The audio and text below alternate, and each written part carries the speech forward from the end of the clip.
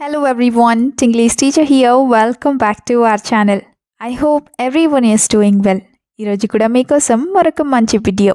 ఈ వీడియోలో అయితే సమ్మర్కి సంబంధించిన సెంటెన్సెస్ ఉండబోతున్నాయి. ప్రతి సెంటెన్స్ని చాలా క్లియర్గా ఎగ్జాంపుల్స్తో సహా చెప్పడం జరిగింది. సో వీడియోని చివరి వరకు చూడండి, నచ్చితే ఒక లైక్ ఇచ్చేయండి. ఇప్పుడైతే ప్రీవియస్ వీడియోలో 2 క్వశ్చన్స్ అడిగాను కదా, వాటిలో ఫస్ట్ వన్ ఇస్ గొడవెందుకు. దీన్ని మనం ఇంగ్లీష్లో why fight or why fighting ఇలా అడుగుతాం.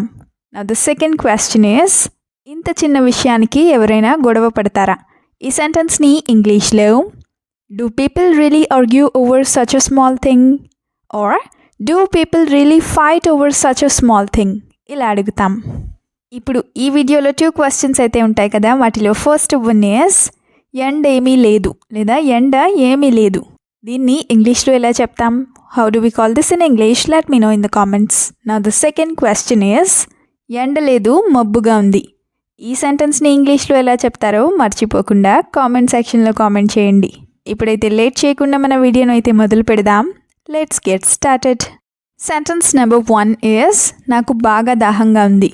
బాగా ఎండగా ఉన్నప్పుడు ఇది చాలా ఫ్రీక్వెంట్గా అంటూ ఉంటారు కదా, సో దీన్ని ఇంగ్లీష్లో I am very thirsty, I am very thirsty ఇలా చెప్తాం.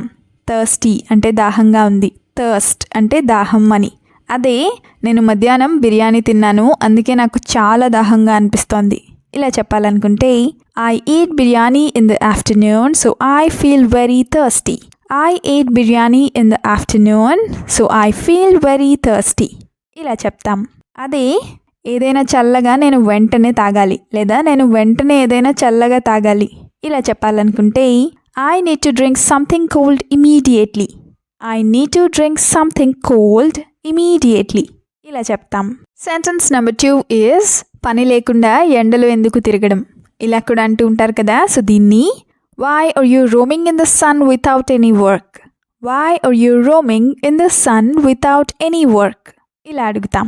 ఇప్పుడైతే 2 ఎగ్జాంపుల్స్ని చూద్దాం. ఫస్ట్ వన్ ఏంటంటే ఏ పని లేనప్పుడు బయట ఊరికే తిరగడం ఎందుకు ఇలా అడగాలనుకుంటే why go out for no reason when there is no work to do.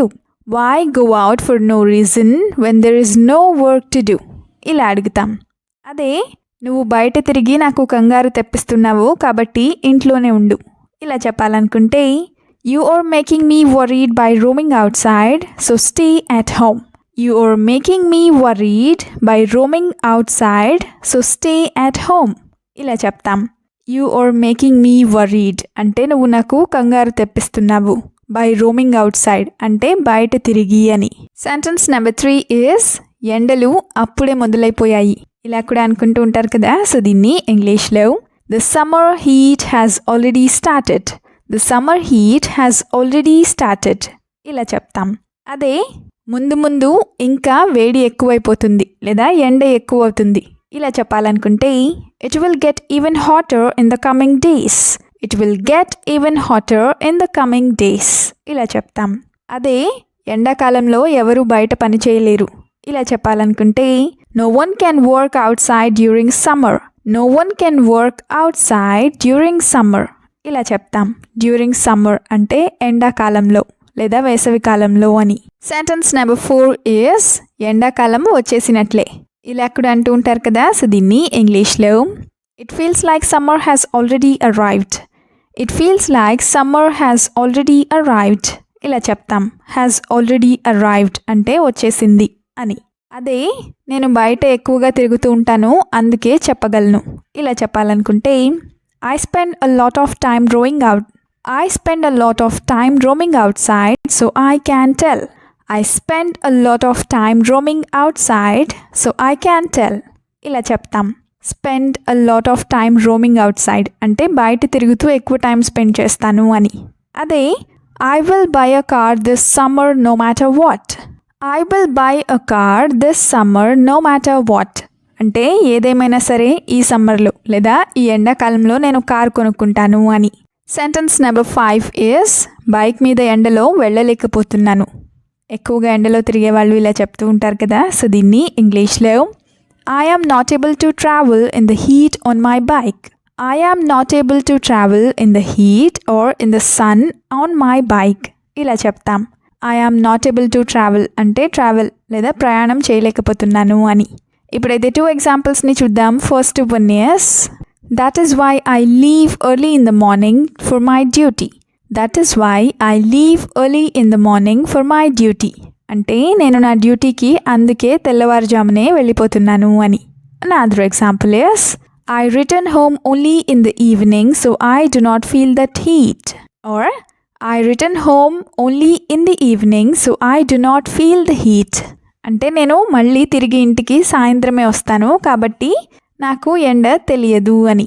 Next sentence is ఏసీలో లేదా ఏసీ రూమ్లో ఉంటే చెమటలు ఎందుకు పడతాయి ఇలా కూడా అంటూ ఉంటారు కదా. సో దీన్ని why do you sweat even when you are in an air conditioned room? Why do you sweat even when you are in an air conditioned room? ఇలా అడుగుతాం. First example is even in the AC it is not hot enough to sweat. Even in the AC it is not hot enough to sweat. అంటే ఏసీలో ఉన్నా కూడా చెమటలు పట్టేంత వేడిగా బయట లేదు లేదా చెమటలు పట్టేంత వేడి లేదు అని.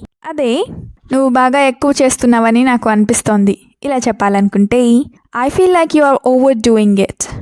I feel like you are overdoing it ఇలా చెప్తాం. Now the last sentence is ice cream తింటే దాహం పెరుగుతుంది. ఇది నిజమే కదా. సో దీన్ని ఇంగ్లీష్లో eating ice cream increases thirst. Eating ice cream increases thirst ఇలా చెప్తాం.